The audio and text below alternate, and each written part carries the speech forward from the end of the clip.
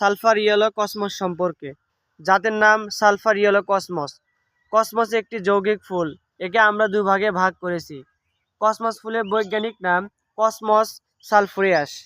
আমাদের প্রধান জাতটি হলো সালফার ইয়েলো কসমস বা হলুদ ফাত ফুল। আপনারা হয়তো জেনে থাকবেন কীটপতঙ্গ সবচেয়ে বেশি আকৃষ্ট হয়ে থাকে হলুদ রঙের প্রতি, আর এর জন্যই ক্ষতিকারক জাপ পোকা বা তাদের দোসরদেরকে ধরার জন্য জমিতে হলুদ রঙের আঠালো কাগজকে ফাঁদ হিসেবে ব্যবহার করা হয়। আর তাই হলুদ কসমস হলো পোকাকে আটক করার প্রাকৃতিক ফাঁদ।